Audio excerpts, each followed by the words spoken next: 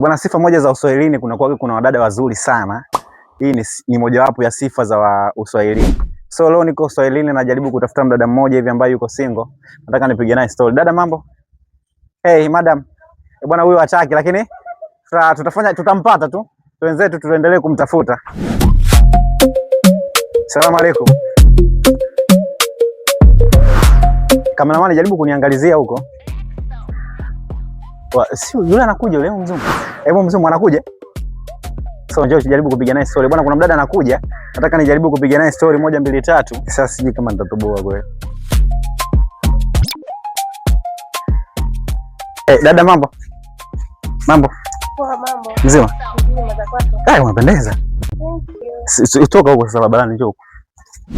Unaenda wapi rafiki yangu? Nenda hapo kwa rafiki yangu. Kwa rafiki yako kwa shemeji? Maana unapendeza. Shemeji tena? Hapana. Okay, umebana sana. Time yako nini? Leo niko free.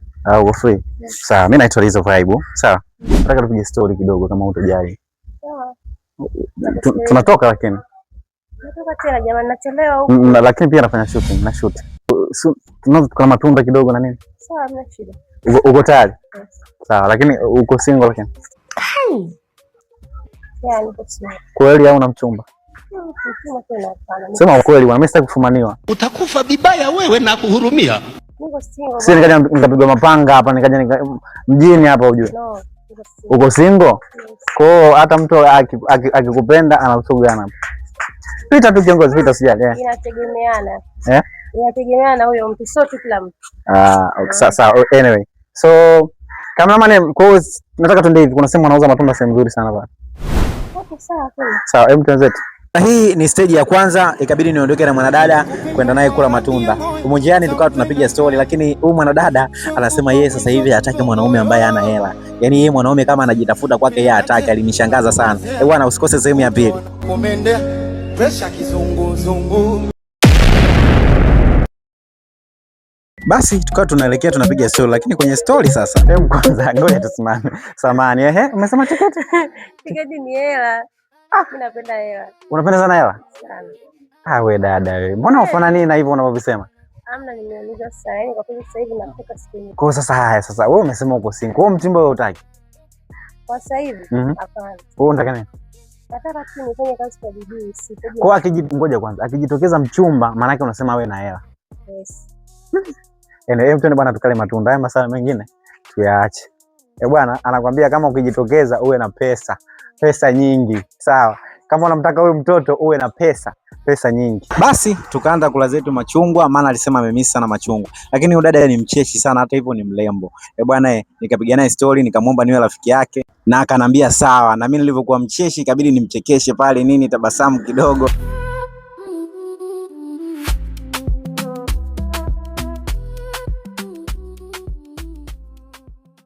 Muda wenyewe ukawa umeisha, ikabidi sasa anaambia nataka kuondoka, na hapa ikabidi nianze kumsindikiza kumpeleka kwao. Anakaa uchocholoni sana. Rafiki yangu, mbona ndio uchocholoni sana?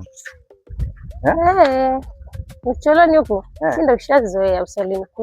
Huko ndo maisha. Kwa bado tunaenda hatujafika? Bado. Ila ni bondeni kidogo tunakaribia. Hata hivyo ilibidi nimrudishe kwao, maana muda ulikuwa ushaenda. Na nilishindwa kuchukua matukio mengi kwa sababu zilizo nje ya uwezo wangu. So mtanisamehe sana, lakini siku ya leo iliishia hapa. Ni pale. Sasa. Wewe utaishia hapa. Huko siruhusi kuja. Hapana. Kwa nini? Au majirani watajua mimi nini? So, kuleta watu nyumbani nakosa vizuri. Bwana sasa, kwa umeniambia unaitwa nani? Naitwa Jennifer. Basi unaambia unaitwa Queen wewe. Naona sana kutania. Ndio tunasi wa dada, yani mtu tu kutania tu from nowhere unamwambia mimi naitwa fulani hapana. Kwa hiyo umeamua kunidanganya. Umenilia matunda nimekula, niona labda kidogo unaweza kuwa rafiki yangu, maana nimekwambia sasa hivi kweli. Umeniambia unafanya biashara gani? Mimi ni salonist, nafanya home service na kukata nyumbani, ndio kazi yangu ya kusuka. Kwa wewe, yani wewe ofisi ya una? Hapana. Kazi yako kama mteja akikupigia simu? Mteja akinipigia simu namfuata popote alipo namsuka. Kama utanihagi nitashukuru zaidi.